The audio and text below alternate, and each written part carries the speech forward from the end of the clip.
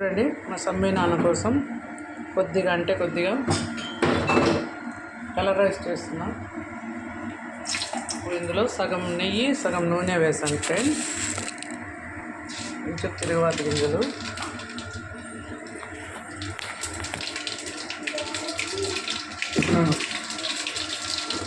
కొంచెం జీలకర్ర,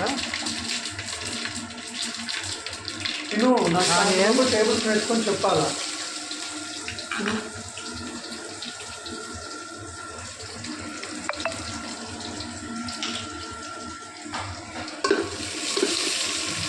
ఆనియన్స్ త్వరగా మగ్గడానికి సాల్ట్, సరిపడా సాల్ట్, కరివేపాకు, కొద్దిగా కొత్తిమీర, మళ్ళీ పైన కొత్తిమీర వేసుకున్నాం.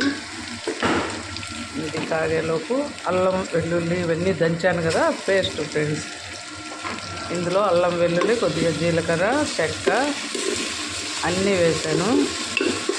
లవంగాలు,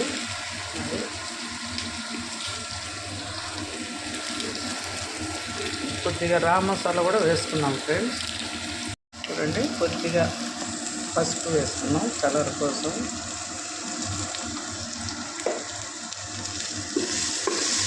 ఇదంతా బాగా అల్లం వెల్లుల్లి పచ్చివాసన పోయేంతవరకు బాగా ఫ్రై చేసేస్తాం.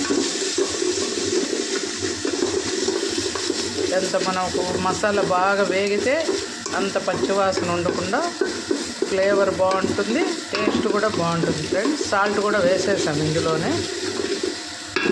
ఇప్పుడు కొద్దిగా మిరియాలు, లవంగాలు, అలాగే జీడిపప్పు వేసేస్తాం. కొద్దిగా పసుపు కూడా వేసాను ఫ్రెండ్స్ ఇందాకే. ఇప్పుడు ఇందులో టమోటా, కొత్తిమీర కూడా వేసేస్తున్నాం.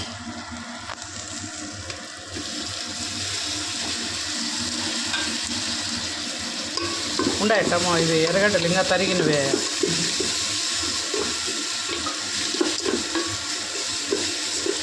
టమోటా బాగా మగ్గిన తర్వాత ఎసురు వేసుకున్నాం ఫ్రెండ్స్. టమోటా కొంచెం బాగా మగ్గాలి. ఆలోపు కొద్దిగా కారం,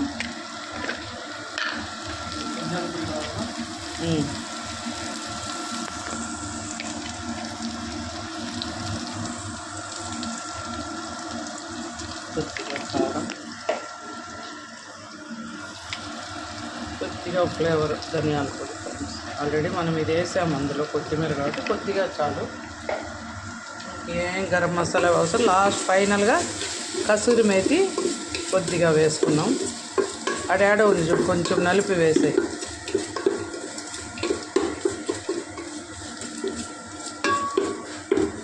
కాసేపు మూత పెట్టి ఉడికించేస్తాం. బాగా ఉడికిపోయినాయి. ఇప్పుడు ఈ గ్లాస్తో 3 గ్లాసులు వేసాను కాబట్టి 4.5 గ్లాసు వేద్దాం. గ్లాస్కు 1.5 గ్లాసు చొప్పున వాటరు. 1 2 3 4. కొంచెం వెంతిగానే వేసా కాబట్టి 1 వేసేస్తాం ఫ్రెండ్స్.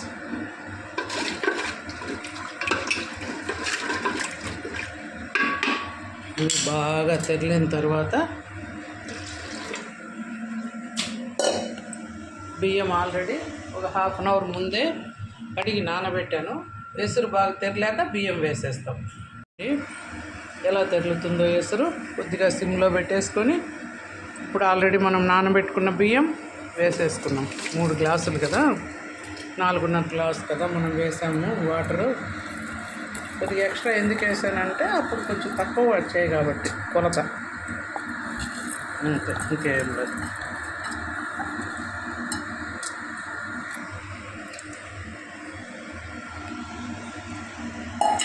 వేసేసి కలబెట్టేద్దాం. ఇప్పుడు కొంచెం ఉప్పు కారాలు సరి చూసుకుందాం. మళ్ళీ ఫుల్ పెట్టాను, కాసేపు ఫుల్ పెట్టి మళ్ళీ సిమ్లో పెట్టి తర్వాత పెనం మీద పెట్టేద్దాం. ఓకేనా ఫ్రెండ్స్?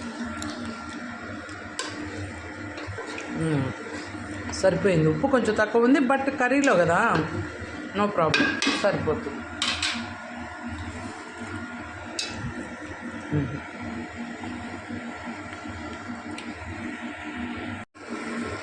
చూడండి ఉడికిపోయింది సుమారుగా కదా, దాదాపు 70% అయింది. ఇప్పుడు అన్నము మెత్తగా కాకుండా పొడి పొడిలాడుతూ ఉండాలంటే నిమ్మకాయ హాఫ్ దప్ప పిండుకుందాం. నిమ్మకాయ కట్ చేసి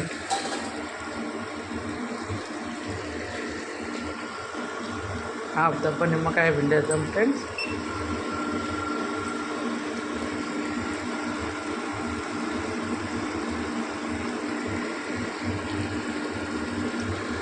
చూడండి ఇప్పుడు సిమ్ చేసేద్దాం మంట. ఒక 10 మినిట్స్ ఇంక సిమ్లో పెట్టేసి మళ్ళీ పెనం పెట్టి దాని మీద పెట్టేస్తాం. చూడండి ఆల్మోస్ట్ వాటర్ అయిపోవచ్చున్నాయి. ఇప్పుడు లెమన్ పిండేద్దాం ఒకటి. పిండిన తర్వాత మళ్ళీ కొంచెం గట్టిగా అవుతానే పెనం మీద పెట్టేస్తాం.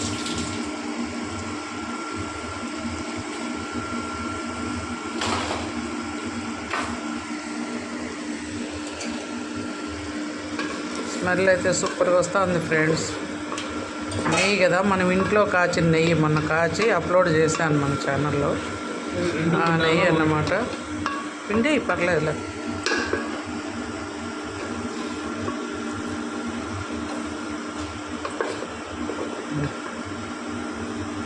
ఎట్లా వాళ్ళు మామూలుగా ఎట్లా పోదు, విటమిన్ సి పిల్లలు తినరు, ఇట్లా అయితే పోతుంది. విత్తనాలు అడ్డపెట్టి చేయి పిండాలి ఎప్పుడైనా.